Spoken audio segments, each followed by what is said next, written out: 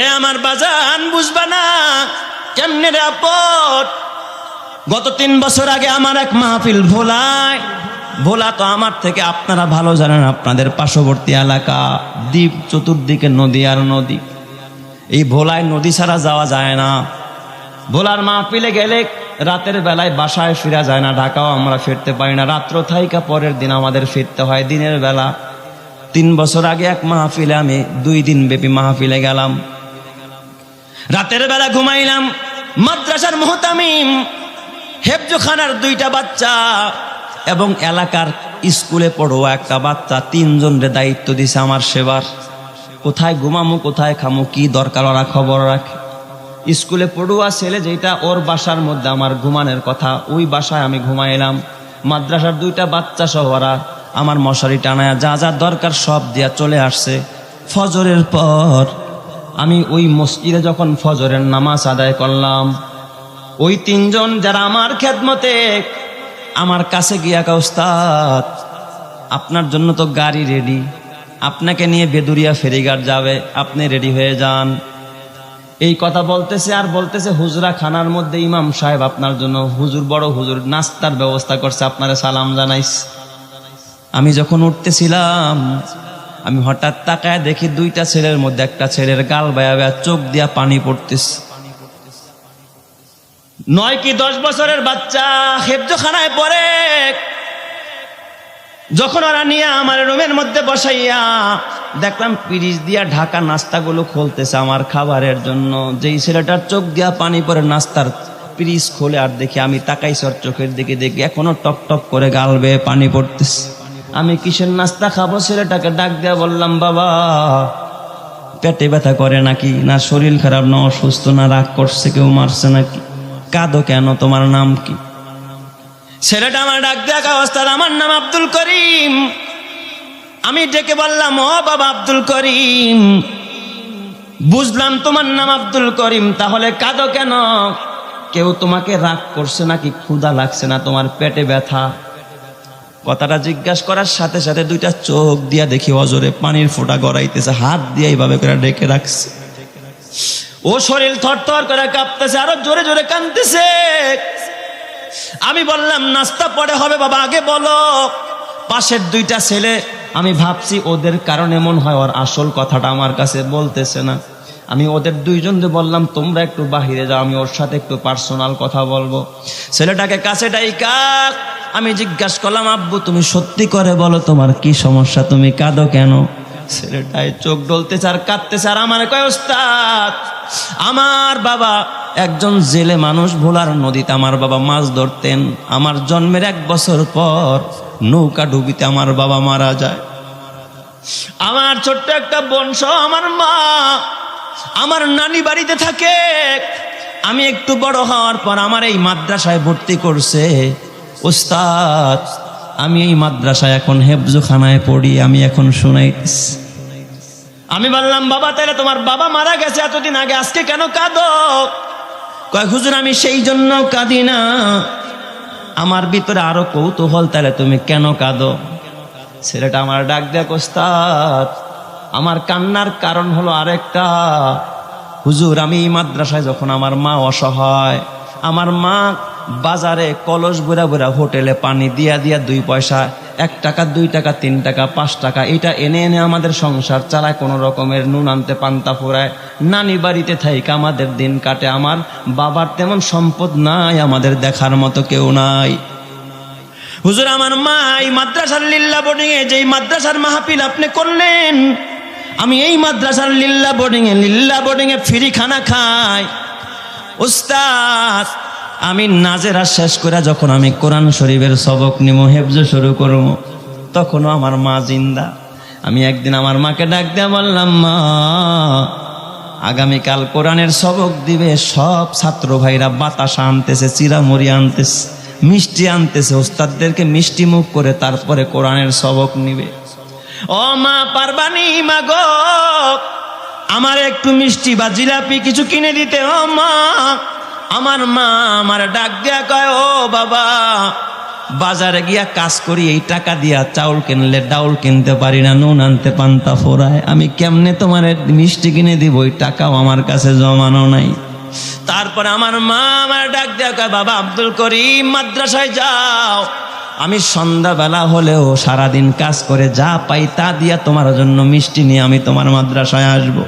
হুজুর কসম আল্লাহ, আমি মাদ্রাসায় অপেক্ষা করতেছিলাম, সন্ধ্যাবেলা আমার মা আসবে মিষ্টি নিয়া, সন্ধ্যার পরে আমার কোরআনের সবক আমি এই মাদ্রাসায় নিব। কিন্তু ওস্তাদ, ভাগ্যের কি নির্মম পরিহাস, আমার মা ওই দিন সারাদিন কাজ করছে, দিনের বেলায় কিছু খায় নাই, কারণ সন্তানের জন্য মিষ্টি নিয়ে যেতে হবে। আমার মা বড় দুর্বল, সারাদিন পানি টানছে, বড় ক্লান্ত হয়ে গেছে।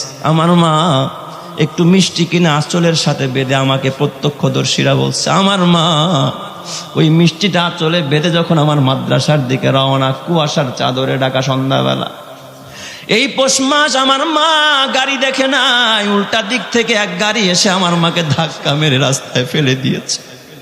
আমার মা অসুস্থ অবস্থায় লোকেরা মেডিকেলে ভর্তি করেছে, আমার মা মেডিকেলে ইন্তেকাল করছে। আমার জন্য আর মিষ্টি নিয়ে আসা হলো না। হুজুর বাবাও চলে গেল, মাও চলে গেল, এখন আর আমার দেখার কেউ নাই। আর গতকালকে আপনি মা বাবা নিয়ে বয়ান করছেন, রাতের বেলায় আমি ঘুমাইতে পারি নাই।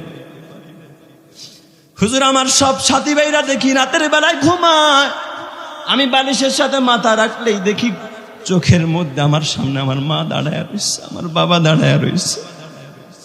আমার পাশে তো আর কেউ আসে না, কেউ আমারে বুকে নিয়ে আদর করে না। হুজুর আমার বালিশটা পুরো ভিজে গেছে, রাত্রি বেলা ঘুমাইতে পারি না। আমার মায়ের কথা বারবার আমার মনে পড়তেছে, আমার বাবার কথা মনে পড়তেছে। হুজুর এই জন্য আমি কাঁদতেছি। আমি ডাক দিয়া বললাম, ও বাবা আব্দুল করিম, নাস্তা ডেকে রাখো, আমি আর এখন নাস্তা খাবো না। তোমার মায়ের কবর কোথায়? হুজুর আমার নানির বাড়ির ঘাটায়, এখান থেকে অল্প একটু দূরে, ওখানে আমার মায়ের কবর। আমি বললাম, বাবা চলো আগে তোমার মায়ের কবরে সালাম দিব, জিয়ারত করব, তারপরে নাস্তা খাবো। যখন আমি রওনা, মাদ্রাসার মুহতামিম সাহেব, মসজিদের ইমাম সাহেব, ছাত্ররা সহ, কমিটির লোকজন সহ আমরা 8-10 জনের একটা কাফেলা ওইদিকে রওনা।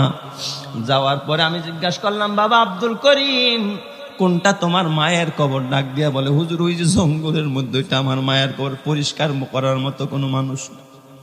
কসম আল্লাহ, আমি গিয়া উত্তর পাশে দাঁড়াইলাম, দক্ষিণা বাতাস মৃদু মৃদু বইতেছিল। হঠাৎ দেখি ওর মায়ের ওই কবরের মধ্যে ঘাসের উপর দিয়ে একটা গোলাপ ফুল ফুটে আছে, এত বড় একটা ফুল, বাতাসে নড়তেছে। হঠাৎ করে মনে হয় যেন মিশকো আম্বরের ঘেরান আল্লাহ তাআলা আমার নাকের মধ্যে না লাগায়া দিছে।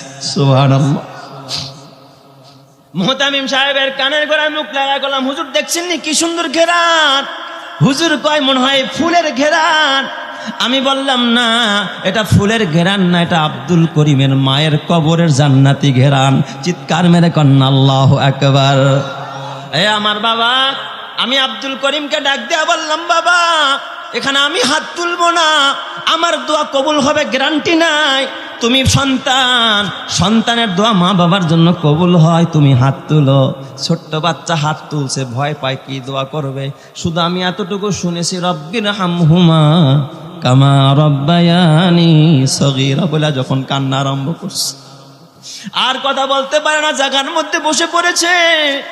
এ আমার বাবা, কালকে যদি তুমি মরে যাও, তুমি কি এমন সন্তান তৈরি করছো কিনা যেই সন্তানটা তোমার কবরের পাশে দাঁড়ায় রব্বির হামহুমা কামা রব্বায়ানি সগীরা পড়ার মতো সন্তান তুমি বানায়া গেলা কিনা? যদি না বানায় গিয়া থাকো রে বাবা, হাতে পায়ে তোরা বলা যায়, অন্তত এমন একটা সন্তানের খেদমত করে কবরে যাইবা। ওই সন্তান তোমার কবরের পাশ দিয়া যাবে আর বলবে, এই চাচায় আমাদেরকে বহু খেদমত করেছে, মাদ্রাসাকে ভালোবেসেছে, আল্লাহ এই চাচারে তুমি মাফ করে দাও। এ বাবা নিজে আলেম হতে পারো নাই, সন্তানরে আলেম বানাইতে পারো নাই, তারপরে একটা অপশন আছে, আলেমের খেদমত করে খোদার কবরে যাও, এই মাদ্রাসার খেদমত করে কবরে যাও, এতিমের খেদমত করে কবরে যাও। আজকে একটু ইমানি পরীক্ষা করবেন। আপনার সন্তানটা যেই ঘরের মধ্যে থাকে, বর্তমানে ম্যাক্সিমাম বাসা বাড়িতে দেখবেন ছেলের আলাদা রুম, মেয়ের জন্য একটা সময় মানুষ মা খালারা সবাই মিললে একটা খাটে থাকতে এক জায়গায় ঘুমাইতো। এখন তো সব কিছু কি হয়ে গেছে, আলাদা। ছেলে আলাদা ঘুমায়, মেয়ে আলাদা ঘুমায়। ছেলের মাথার উপরে আলাদা ফ্যান, মেয়ের মাথার উপরে আলাদা ফ্যান। মেয়ের আলাদা খাট, ছেলের আলাদা খাট, মেয়ের আলাদা সব কিছু, ছেলের আলাদা সব কিছু। আছে না নাই? ম্যাক্সিমাম ঘরগুলোর ভিতরে আছে। এরপরেও দেখবা রাত্র 2টায় টেস্ট করে দেখবা তোমার ছেলেটা, সবাই না, অধিকাংশ সন্তানেরা, যুবকেরা, তরুণেরা রাত্র 2টায়ও দেখবেন সে মোবাইলে আছে। হয়তো কেউ বা অনলাইনে, কেউ বা অফলাইনে, কেউ বা বাবা বিভিন্ন গুনায় জর্জরিত, এমন গুনাহ করে যা ভদ্র সমাজে বলা যায় না। ঠিক না বে ঠিক? এটা হলো তোমার আমার সমাজ। যেই সন্তানের জন্য এত গাড়ি বাড়ি এত কিছু করলাম, ওই সন্তান রাত্রেও গুনাহ করে, এশা পড়ে নাই, ফজরেরও খবর নাই। পক্ষান্তরে এই যে মাদ্রাসা বাকাল মদিনাতুল উলুম মাদ্রাসা, আমি কসম দিয়ে বলতে পারি এই মাদ্রাসায় আপনি রাত্র 3টা বাজে উঠে আসবেন, দেখবেন এখানের ছাত্ররা কি করে। পিনপতন স্তব্ধতা বিরাজ করে, সব মানুষ ঘুমায়, পশু পাখিরা ঘুমায়, কিন্তু এই মাদ্রাসার হেফজোখানার বাচ্চাগুলো রাত্র 3টা বাজে ঘুমায় না। রাত্র 3টা বাজে নিষ্পাপ বাচ্চাটা উইঠা যখন পানি দিয়া ওযু বানায়া প্রথমে 2 রাকাত নামাজ আদায় করে মালিকের কদমে সেজদায় যায়। এরপরে কোরআনটাকে বুকে নিয়ে ঠোঁটে চুমা খাইয়া যখন কোরআন তেলাওয়াত আরম্ভ করে দেয়, আল্লাহর আকাশের রহমতের বৃষ্টি নাজিল হইতে থাকে। চিৎকার মেরে কোন সুবহানাল্লাহ। তোমার সন্তানের কারণে এলাকায় গজব আসা দরকার, সিডর আসা দরকার। আল্লাহ আসায় না, আল্লাহ দেয় না কেন? আল্লাহ তাকায় দেখে এলাকার ভিতরে তো মদিনাতুল উলুম মাদ্রাসা আছে। এই বাচ্চাগুলো তো গভীর রাত্রে উঠে আমি মালিকের কদমে কাঁদে। আমি মনে করি তোমার সন্তান তোমার জীবনের জন্য দুশ্মন, তোমার আখেরাতের জন্য দুশ্মন। আর এই মাদ্রাসার বাচ্চাগুলো তোমার দুনিয়া ও আখেরাতের জন্য বন্ধু। কথা ঠিক না ব্যাটিক যারা কার? তোমার সন্তানের কারণে আযাব আসার কথা, আর এদের কারণে খোদার রহমত আসে। তাহলে বলেন, তোমার আপন সন্তান তোমার আপন নাই, মাদ্রাসার সন্তান তোমার